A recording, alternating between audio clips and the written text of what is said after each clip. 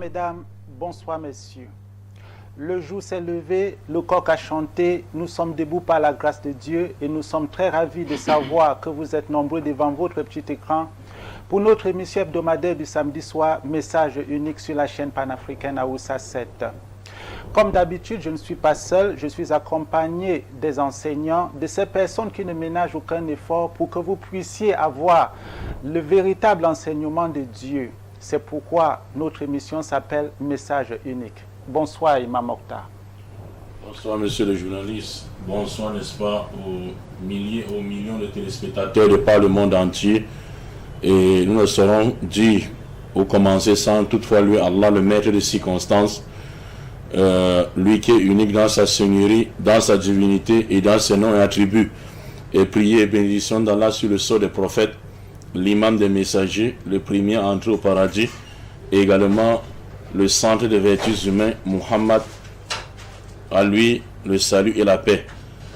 Donc mes chers frères, nous disons comme ça la bonsoir également, un bonsoir particulier, n'est-ce pas, son directeur général, n'est-ce pas, Abdullah Sadou, et sans oublier, n'est-ce pas, le grand frère qui mena de tous ses efforts également, monsieur, n'est-ce pas, Zakaria, qu'Allah Azzawajal, n'est-ce pas, les bénit tous, qui mena tous les efforts pour que, n'est-ce pas, cette émission vous soit édifiée dans les quatre coins du monde. Sans toutefois oublier, n'est-ce pas, nos frères qui sont en studio, qui travaillent jour et nuit, également aux techniciens, Imam Nasser. Bonsoir également particulier à vous, monsieur le journaliste. Merci Imam Mokhtar. Je me retourne comme ça vers le révérend Manguele. Merci de nous assister une fois de plus. C'est votre deuxième participation. Deuxième participation. Merci et je rends grâce à l'Éternel qui est le Dieu de l'univers de nous accorder encore une chance pour nous aujourd'hui d'être là pour le partage de sa parole. Ce que je veux demander aux auditeurs et aux frères en studio, c'est qu'au moment où je parle, il faut que je disparaisse et que la parole d'Allah, la parole de Dieu seul soit élevée. Et que ce Dieu qui utilise les humains utilise ma bouche et tout ce qui sort pour annoncer sa vraie parole au peuple du monde entier. Je dis merci aux techniciens, que Dieu les bénisse, merci au fondateur qui a mis cette émission en jeu, merci aux frères Rose qui ne cessent de se battre pour que l'émission de Aoussa 7 débat unique soit élevée. Je rends grâce à l'Éternel, c'est lui qui fait tout, c'est lui qui lève tout, c'est lui qui consacre tout. Amen. Merci révérend Manguele. C'est pourquoi je vous le dis, le royaume de Dieu vous sera enlevé et sera donné à une nation qui en rendra les fruits. Matthieu chapitre 21, verset 43. Mesdames, Messieurs, le thème sur lequel nous allons débattre aujourd'hui est tiré de ce passage. Et le thème, c'est « De quelle nation parle Jésus ?» dans Matthieu chapitre 21, verset 43. Alors, je vais me retourner vers vous, Imam Mokhtar.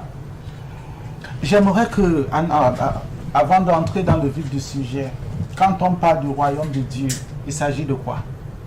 Parce qu'ici on dit, le royaume de Dieu vous sera enlevé et sera donné à une autre nation, à une nation qui en rendra des fruits. Non, alhamdulillah, comme vous savez mes chers frères, lorsqu'on parle du royaume de Dieu, dans la Bible, c'est-à-dire c'est un peuple que Allah va fonder, n'est-ce pas, ou Allah va bénir sur la terre. Parce que le royaume, comme nous connaissons, c'est l'ensemble des peuples quoi, qui est régi par un roi. Quoi. Et lorsqu'on dit royaume de Dieu, on parle de ces peuples, n'est-ce pas, à la tête un messager. À la tête un messager. Et ça fait depuis l'Ancien Testament que Dieu annonce ce royaume et qui sera inauguré par un fils de l'homme, que ce soit dans Daniel chapitre 2, que ce soit dans Daniel chapitre 7, que ce soit par Jean-Baptiste lui-même qui disait le royaume de Dieu est proche, c'est-à-dire, n'est-ce pas, ce gouvernement approche et qu'à la tête il y aura un roi, c'est-à-dire un messager. Et les chrétiens ont cru que Jean-Baptiste parlait de Jésus-Christ, et quand Jésus-Christ est arrivé dans Matthieu chapitre 4 à partir du verset 16 à 17, il répète la même chose que son prédécesseur Jean, et il disait, repentez-vous car le royaume des cieux est proche également. Donc le royaume des cieux était proche, C'est un gouvernement que Allah devait fonder sur la terre et qui devait être à la tête, et qui devait avoir plutôt à la tête de ce gouvernement un être humain qui devait détenir le bâton de commandement, hein, le bâton de commandement de tous les êtres humains sur la terre, ou bien encore les êtres invisibles, ou encore toute nation, toute tribu et toute race. Et Jésus-Christ est venu également dans le livre d'Apocalypse, chapitre 14, verset 7, et il a fait la même révélation à Jean qui était enfermé à l'île de Patmos, n'est-ce pas, dans la Bible. Donc, en conclusion, pour ce que vous m'avez demandé, oui, le royaume de Dieu, n'est-ce pas, c'est un gouvernement qu'Allah devait fonder sur la terre ici, et qui sera un militaire comme Moïse, également religieux, à la tête, n'est-ce pas, un messager. Merci, Mamokta. Révérend Manguele, ici, le royaume, je vous le dis, le royaume de Dieu vous sera enlevé. Est-ce à dire que ce royaume est effectif et où se trouve-t-il? Oui, chers journalistes et chers téléspectateurs, je voulais un peu qu'on remonte au verset 32, avant d'y arriver au verset 41. Au verset 32. Au verset 32. Car Jean est venu à vous dans la voie de la justice, et vous n'avez pas cru en lui.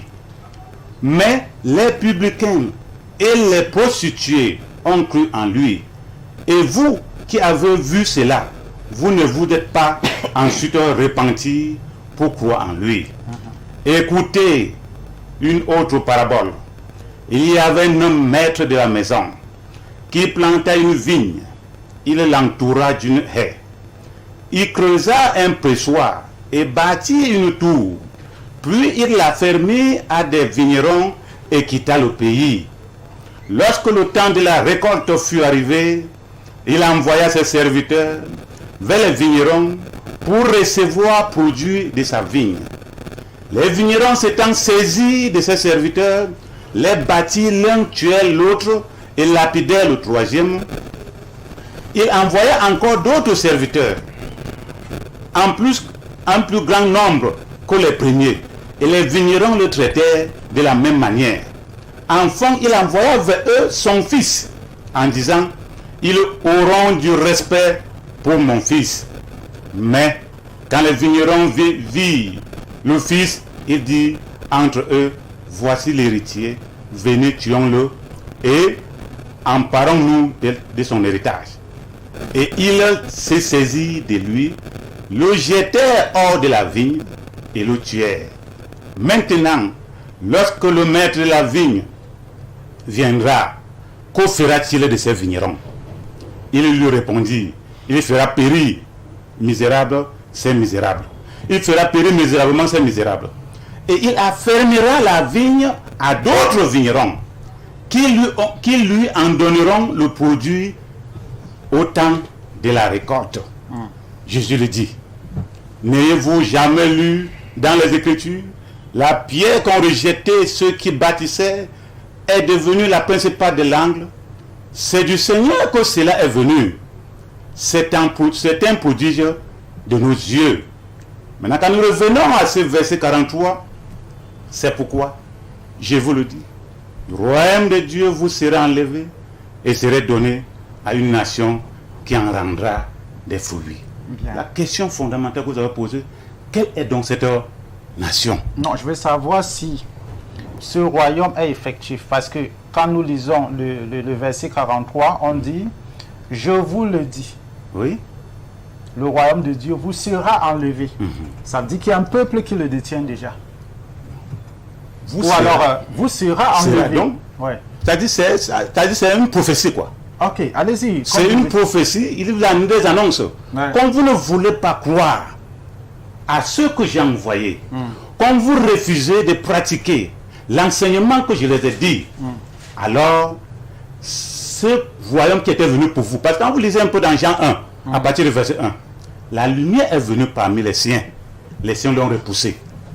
Ce verset chapitre regarde confortablement ce verset 41 à 43. Ouais. Quelle est donc, est-ce que cette nation est déjà là? Cette nation existe depuis, monsieur le journaliste, chers téléspectateurs. Maintenant, quelles sont donc les composantes de cette nation-là? C'est ça le problème fondamental. Vous parlez de quelle nation? La nation qui détient le royaume pour le moment? Non, qui va détenir le royaume?